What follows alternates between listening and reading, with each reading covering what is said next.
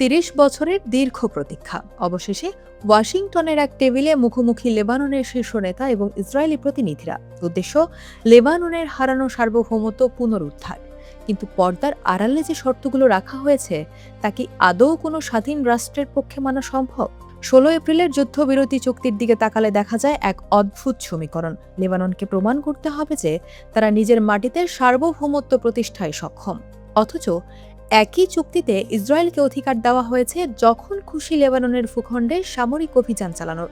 একে কি সার্বভৌমত্ব বলা যায়, নাকি এটি একটি রাষ্ট্রের উপর অন্য রাষ্ট্রের ছুরি ঘোরানোর আইনি দলিল? ওয়াশিংটনের এই নতুন কাঠামোর মূলে রয়েছে একটি কঠোর শর্ত: বৈরুতকে হিজবুল্লাহর অস্ত্রাগারের বিরুদ্ধে কার্যকর ব্যবস্থা নিতে হবে। কিন্তু বিনিময়ে লেবানন কি পাচ্ছে?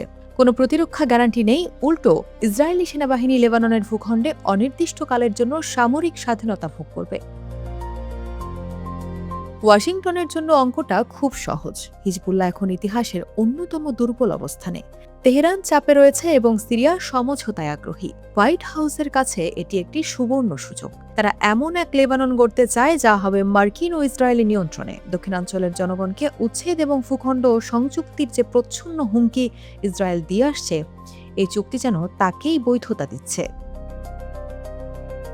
বাইরের শক্তি দিয়ে লেবাননের অভ্যন্তরীণ সংকট সমাধানের চেষ্টা এবারই প্রথম নয়। ইতিহাস সাক্ষী, ১৯৮২ সালে ইসরায়েল একই উদ্দেশ্যে লেবানন আক্রমণ করেছিল। তাদের লক্ষ্য ছিল প্যালেস্টাইন লিবারেশন অর্গানাইজেশন বা পিএলওকে নির্মূল করা। পিএলওকে তারা বিতাড়িত করতে পেরেছিল ঠিকই, কিন্তু লেবাননে স্থিতিশীল কোনো সরকার আসেনি, বরং সেই শূন্যস্থান পূরণ করেছিল আরও ভয়াবহ এক শক্তি।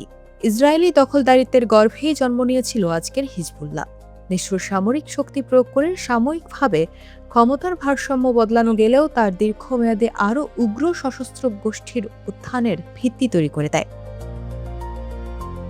বর্তমান প্রধানমন্ত্রী নওয়াফ সালাম ও প্রেসিডেন্ট জোসেফ আউনের সরকার একটি অদ্ভুত পরিস্থিতির মধ্য দিয়ে যাচ্ছে। এটি এমন এক জাতীয় ঐক্য সরকার যেখানে হিজবুল্লাহও আছে, আবার যারা হিজবুল্লাহকে নিরস্ত্র করতে চায় তারাও আছে। গত কয়েক মাসে এই সরকার বেশ কিছু নজিরবিহীন পদক্ষেপ নিয়েছে।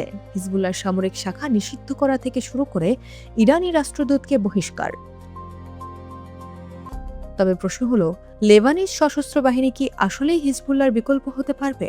যখন ইসরায়েলি বিমান আকাশ সীমায় টহল দেয়, তখন লেবানিজ রাষ্ট্রের এই সার্বভৌমত্ব কেবল কাগজে কলমে সীমাবদ্ধ মনে হয়। হিজবুল্লাহর অস্ত্রাগার শুধু সামরিক শক্তি নয়, এটি ইসরায়েলি আগ্রাসনের বিরুদ্ধে জনগণের এক ধরনের রাজনৈতিক ও সামাজিক রক্ষা কবচ হিসেবেও কাজ করে। হিজবুল্লাহকে স্থায়ীভাবে নিরস্ত্র করতে হলে রাষ্ট্রের পক্ষ থেকে একটি বিশ্বাসযোগ্য বিকল্প দিতে হবে। হিজবুল্লাহ কেন টিকে আছে? কারণ তারা সেই সব জায়গায় সেবা পৌঁছে দিয়েছে যেখানে রাষ্ট্র ব্যর্থ হয়েছে নিরাপত্তা, পুনর্গঠন ও সামাজিক সুরক্ষা।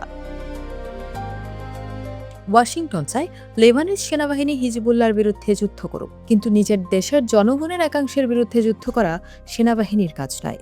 এতে সার্বভৌমত্ব শক্তিশালী হবে না, বরং দেশ গৃহযুদ্ধের দিকে ধাবিত হবে। একটি জাতীয় প্রতিরক্ষা নীতি ছাড়া যা ইসরায়েলি আগ্রাসনকেও মোকাবিলা করতে সক্ষম। হিজবুল্লাহর আবেদন শিয়া সম্প্রদায়ের কাছে কখনোই কমবে না। পরিত্যাগের মাটিতেই নতুন সশস্ত্র বিকল্প গজিয়ে ওঠে।